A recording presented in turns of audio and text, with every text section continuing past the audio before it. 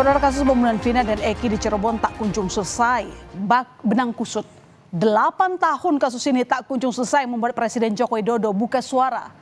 Presiden Jokowi memerintahkan Kapolri Jenderal Listio Sigit Prabowo untuk mengawal kasus ini secara transparan. Presiden meminta tidak ada yang ditutup-tutupi dalam penanganan kasus pembunuhan Vina dan Eki yang terjadi tahun 2016 lalu.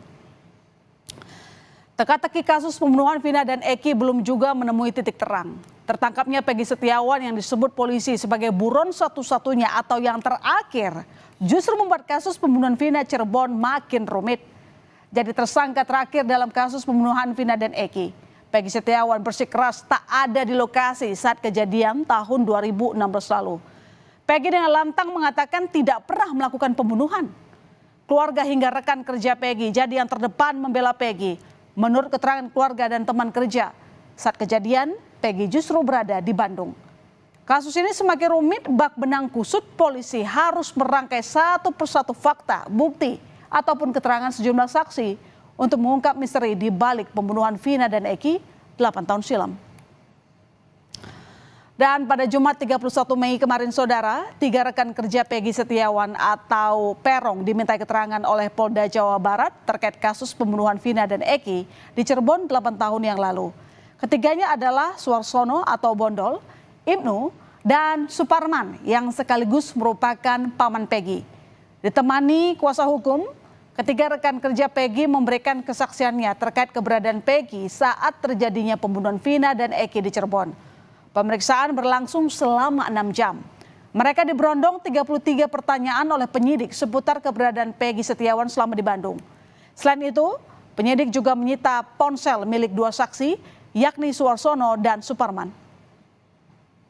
Allah mau jawab apa adanya aja yang pernah saya lihat dan ketahui ya saya terangkan itu aja Pak. Terima kasih. Apa yang diketahui Kang Parman tentang Peggy? Ya ntar diungkapin ya sesuai pengetahuan yang saya lihat aja, ketahui.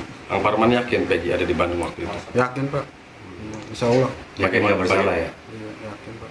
Yakinnya seperti apa Kang? Ya yakinnya pas kejadian itu ada sama saya gitu. Insya Allah. Tidur bareng katanya sekamar. Iya paginya ada Pak, paginya ada. Penyidik juga ya meminjam handphone Pak Suarsono dan handphone Pak Suparman karena Ibnu ini nggak punya handphone. Silakan, mungkin tujuannya apakah mau dicari bagaimana silakan karena tadi ada komunikasi dulu ya. Peggy Setiawan minta Pak Suarsono Bondol itu untuk bekerja 2016 karena Peggy Setiawan sebelum kejadian ada di Bandung kan. Kemudian 21 Agustus berangkat. Lebih bagus kalau itu terungkap lewat operatornya.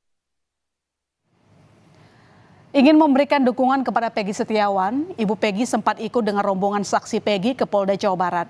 Ibu Peggy Kartini saudara mengatakan sangat ingin bertemu dan memberikan semangat kepada anaknya yang berada dalam tahanan. Kartini mengaku rindu kepada Peggy karena tidak pernah bertemu Peggy sejak 22 Mei lalu. Namun karena di luar jam besuk, Kartini gagal bertemu Peggy.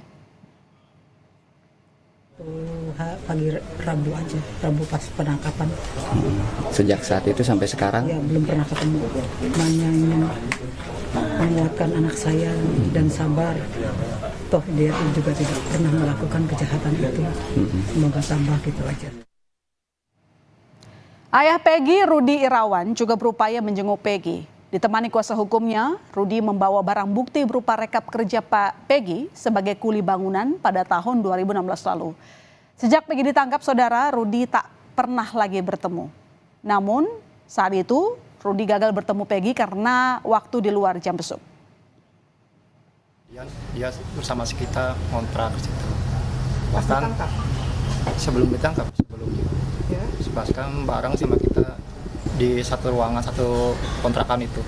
Terus kemudian pisah dari kontrakan depan sampai kontrakan belakang, dipisahin. Terus saya berangkat kerja, si Peggy masih ada di rumah. Gitu. Jadi pada saat ditangkap Peggy itu sendirian Pak? Sendirian. Kasus pembunuhan Vina dan Eki makin rumit saja saudara. Baru-baru ini geng motor di Cirebon dikaitkan dengan kasus Vina dan Eki. Korban Vina dan Eki diduga tewas karena adanya masalah antar geng motor. Dugaan ini muncul dari pengakuan para terpidana. Namun, 4 pengurus geng motor XTC, Konak, Moonraker, dan GBR membantah terlibat dalam kasus yang terjadi di tahun 2016 lalu. Mereka menegaskan tidak mengenal 8 terpidana. Namun Ketua XTC mengakui bahwa Eki anggota aktif dari kelompok motor dari XTC. Tidak ada konflik, keempat geng motor ini dipastikan memiliki hubungan yang baik. Kebetulan emang Eki anggota XTC Cirebon, kebetulannya beliau almarhum tim 04 Sumber. Sebagai apa Eki itu? Anggota biasa. Dari keseluruhan 8 pelaku yang ada mungkin XTC nggak ada yang mengenal, atau GBR pun nggak ada yang mengenal, Moonraker nggak ada yang mengenal, Konak pun sama nggak ada yang mengenal. Ya, kasus Vina dan Eki yang tak kunjung tuntas membuat Presiden Joko Widodo angkat bicara. Presiden Joko Widodo memerintahkan Kapolri Jenderal Listio Sigit Prabowo untuk mengusut tuntas kasus pembunuhan Vina dan Eki di Cirebon secara transparan tanpa ada yang ditutup-tutupi. Ya saudara, kasus tewasnya Vina dan Eki jadi sorotan, banyak teka-teki yang mengundang rasa penasaran publik, termasuk dihapusnya 2 nama DPO yang semakin membuat publik bertanya-tanya terkait kasus ini. Mabes Polri merespons keputusan Polda Jawa Barat yang menghapus 2 nama dalam DPO kasus pembunuhan Vina dan Eki setelah Peggy alias Peron ditangkap. Di mana pencabutan 2 nama DPO yaitu Andi dan Dani disebut karena belum ditemukan cukup bukti.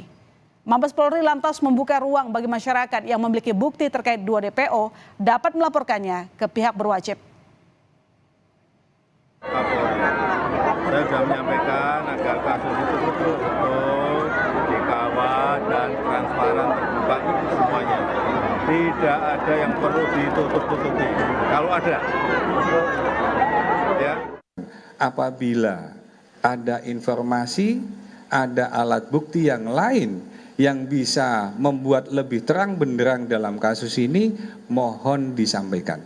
Itu artinya bahwa kita membuka diri apabila memang ada informasi dan alat bukti lain yang bisa diberikan kepada kepolisian sebagai informasi tambahan untuk mengungkap kasus ini. Ketika kasus yang disampaikan oleh Dirkrim Polda Jabar bahwa tadinya DPO ada 3 menjadi 1, karena alat bukti yang mengarah kepada 2 orang ini sampai dengan saat ini masih belum mencukupi. Kasus kematian Vina dan Eki yang mendapat perhatian Presiden Jokowi membuat keluarga Vina maupun tersangka Peggy bersyukur. Keluarga Vina tak menyangka Presiden memberikan perhatian atas kasus tewasnya Vina tahun 2016 lalu. Rasa syukur yang sama dirasakan keluarga Peggy. Adik Peggy berharap Presiden dapat membantu kakaknya Peggy yang nilai keluarga bukanlah pelaku pembunuhan Vina dan juga Eki, saudara. Apalagi selama ini Peggy adalah tulang punggung keluarga. Tanggapannya ya keluarga senang ya, syukur alhamdulillah gitu. Bahkan keluarga saya itu kaget ya, Presiden sampai ikut turun tangan bicara seperti itu. Harapannya ya, ya betul, segera ada titik terang, segera tuntas. Saya yakin kakak saya tidak bersalah. Terus kakak saya itu dari dulu sebagai tulang punggung keluarga, dia dari dulu bekerja untuk menafkahi ibu dan adik-adiknya. Mohon sekali kepada Bapak Jokowi bebaskan kakak saya karena kakak saya tidak bersalah dan kakak saya tidak pernah ikut-ikutan geng motor seperti itu. Terima kasih. 8 tahun kasus pembunuhan Vina dan Eki tak kunjung menemui titik terang. Pengusutan terus dilakukan untuk mengungkap fakta-fakta di balik kasus ini. Semoga kasus pembunuhan Vina dan Eki dapat segera terungkap sejelas-jelasnya. Apalagi Presiden sudah sampai buka suara.